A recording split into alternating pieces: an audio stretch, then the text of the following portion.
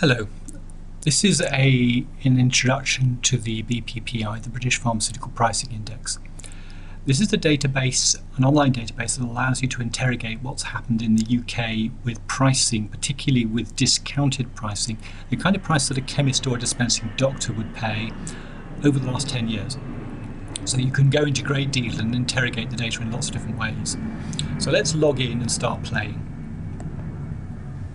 It is, of course, a subscription website, and it's very powerful. It can do an awful lot of things. So it starts by showing you the months across the top. But probably the starting point is to talk about the different cubes of data. There's actually 3 at the bottom. So the one we're in at the moment says reimbursement data is not currently included. So we're looking at a cube of data that has the discounted prices that chemists and dispensing doctors pay, but doesn't include reimbursement in any shape or form. You can jump into the other cube, show only reimbursement data, which we'll do later on, by clicking that button. And there is a third cube actually that shows everything together, and that isn't particularly helpful if you're trying to create averages and trends, because the presence of the reimbursement data, the reimbursement prices, rather mucks the averages up. So let's stay where we are for the moment. So what I want to do today is to look at the average prices of a couple of products. So let's start by going down to products and actually selecting the list of products and then choosing a couple of them.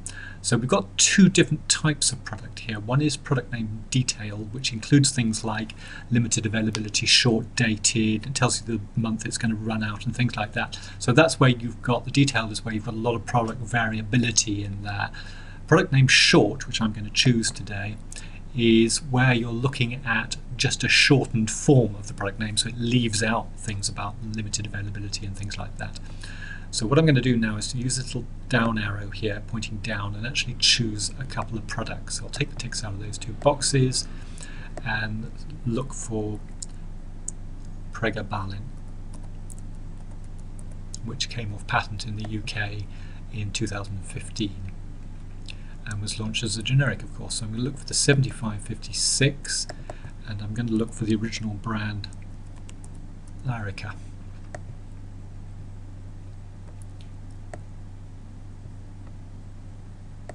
So we're looking at equivalence here, so let's do that, apply that. So we now got just the 2 products there. Obviously the pricing will depend on whether we're dealing with a UK generic or brand, or whether it might be a parallel import, for example. So if I put PI UK in there and put a tick in there, and then I open those up, you'll see that inside each one it gives a breakdown. Now I don't want the PE or the IR, there isn't actually any Irish data in here anyway. But we do have Irish data elsewhere. Let's just put PI in UK. Those are the 2 varieties here that we're looking at today. So the PE was actually parallel export. So if you wanted to know about the long-term trend in export prices, you'd have that in here, and you'll be able to link it to things like the exchange rate, which are in here as well as a product called exchange rate. So there we've got that. If we click on the Lyrica, we've got the same there. So what we need to do now is to put in, let's say we'll put in the average price, and we'll do the minimum price as well, and that'll give us a variety. Now you notice what it's done now is it's put the average and the minimum next to each other under the month, to get them together as it were under a single month, and in line. I tick the rows area there in that box, and that's put it in a more sensible way. You could say this is a bit messy, I don't really want the minimum after all, you could take that out. But you could equally well say, oh, that's fine, but kind of this trend is an awful lot of data. It'd be great for drawing graphs and things like that. So there we've got the generic launch in February 2015, and we can watch the price coming down on average in the UK for the generic price from £57 down to about 14, and the brand price seems to be doing something similar, curiously enough, probably due to competition with the generic and brand equalization and that kind of thing. So what we could do now is to say, okay, we don't actually need to have it by month, we could do it in another way. So if we take the month out of the columns area down here by clicking this box here, tick box, and then we could say actually we just want year, we want the average price each year. And it'll put it at the bottom here, but we can drag that up there, put that in there, and that'll put it across the top. So now we've got an average price per year. You might want to do that for some things to give you a feel, but because you can play around with this sort of data, you can be quite clever. You've even got a chart down at the bottom there. Let's click that and see what it's going to show us. It's going to be a bit of a hodgepodge of lines, I think, but it should show something. Here we go. It's doing it. So there we go. It's doing a bit of a graph there. So in reality, Excel is usually easier at showing graphs, but it will attempt to do it and will attempt to draw a line for you. So once you've actually got your data and have got it in a form you like, you can think about other things you can do. Obviously, you can put the minimum in. You've got record count in there that tells you how much activity is going on. You've got PI UK, which we played with. We've got country, as in England, Scotland, Northern Ireland, and Wales. You've got various sections of the BNF. You've got actual complete molecules. But because the data is so detailed, you have to be cautious not to take too much data at once, otherwise you freeze the system. But equally well, you've got things like customer type. You could say, I only want to see this kind of data for pharmacies. I want to leave dispensing doctors out, or I want to have both but separate the two. You can have list prices. We'll play around with those and when we get into reimbursement. Supplier, so you're actually talking about a company that's doing supplying. Combined products, you can do a report about combined products containing a chemical or a molecule. You could do reports about particular generic manufacturers or particular licensors. So if you wanted to now analyse just, say, Teva or Pfizer or something like that, you could do that using that box. Licensor type, again, you could say, I just want to choose the generic manufacturers and analyse them, or I want to choose the buying groups and analyse them. Limited availability looks at products that are in short supply, so again, you can do short supply reports there. And then you've got other things like Rebox there, we're looking at imported product, short dated, so there you're looking at product that's running short of time, perhaps to see if there's a link with exchange rate. You've got the unit price divisor there, so you could say I want to know the price per tablet or per capsule. You can do that. And then you've got the months here, so you can play around with that, and you've even got the date there, so if you were doing something very detailed you could have a look at that.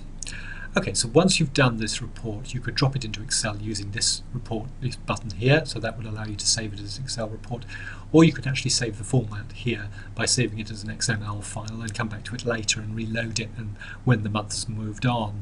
So we update this database every year and it rolls on 1 month every month, so the 10 years stays, but obviously the time frame covered varies. It's always 10 years, but it moves along with time. So we've looked at data without reimbursement prices and the average prices and minimum prices. Now what I want to do is to go into the reimbursement data and look at the same sort of thing, but looking at the reimbursement data. So let's click that, and that will refresh the screen and let us start again. So here we've got the months across the top again. So here we need to be slightly canny, because there are lots of different types of reimbursement price in the UK, and so we need to be cautious of that. So let's start by clicking country. I've put the record count in there at the moment because I'm trying to find out that make sure we got the right reimbursement price. So country allows us to see the different countries we got reimbursement prices for. So let's take those 2 ticks out.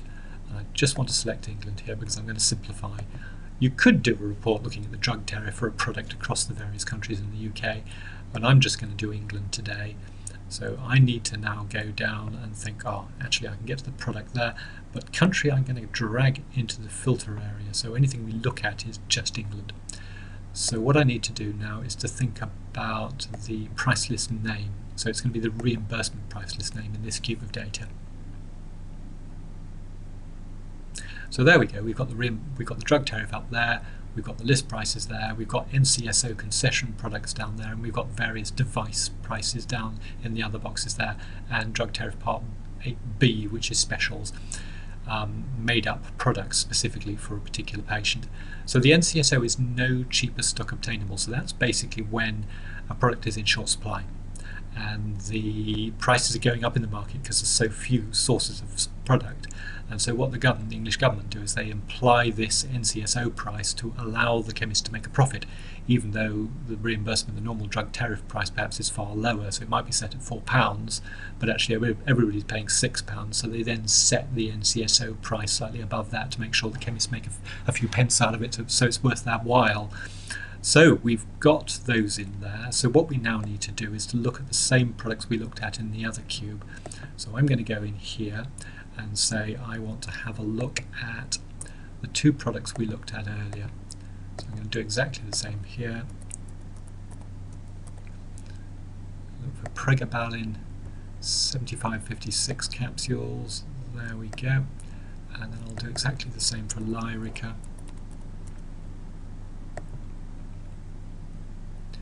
So 75, slightly further, 56, and then I'll apply that, so we've got those two products. And then some of these price lists disappear.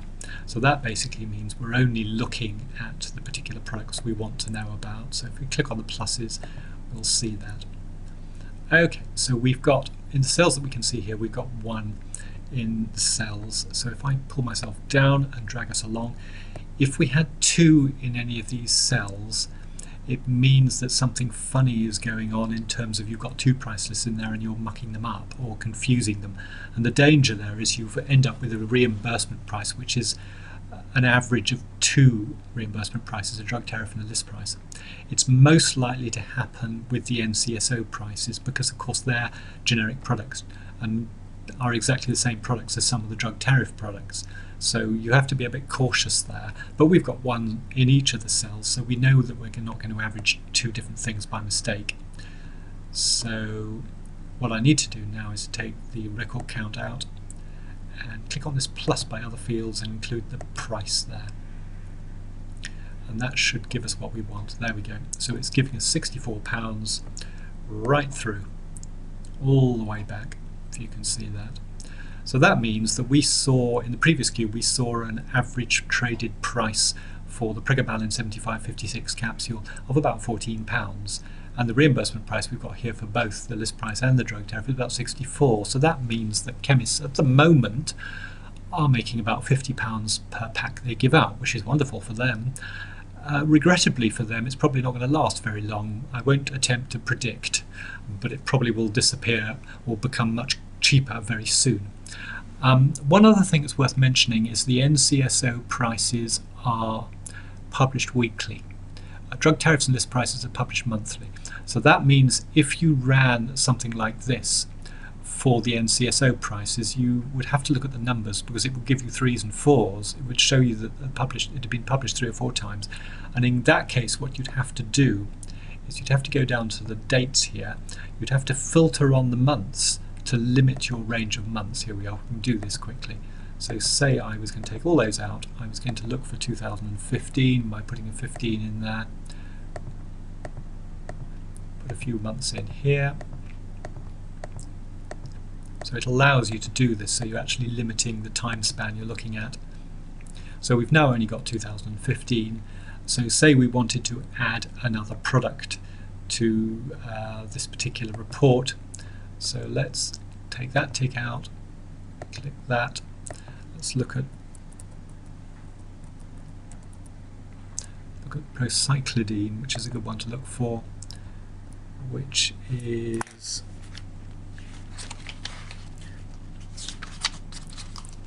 the 528, I believe, is the one to look for because I believe that's got an NCSO price. So click that, and now we've got NCSO down at the bottom here. That will show procyclidine 528 that we've looked for, and it'll show some average prices. But if we then swapped back from the price, but of course you might want to drop the previous data into Excel before you did it, and then go back to record count, and then you see you've got set ones in the cells for the list price up at the top, the drug tariff up the top rather. But if we scroll across here, we've got 3s and 4 and 2s and 4s. That's because they're publishing it weekly. So the 3 there means that they might be completely different prices in each of the weeks, and the same with the 4. So if you just did an analysis based on a month, you could have some difficulties with that. So what you could do is to say, I want to do my filtering based on the last 3 months. And then instead of using month down at the bottom here, we'll put date in. And then you would actually see the publication dates and you'd see the correct prices, and then you could drop into Excel at the final stage and drop into Excel or save your format up at the top here. So that's pretty much it for today. I hope that gives you a feel for the BPPI. It's a very interactive database. It does allow you to play around a great deal with the data. We would of course train you if you decided to subscribe. Other companies just say, can you run a report for us? We can do either. It depends on what you want. Thanks for listening. Bye.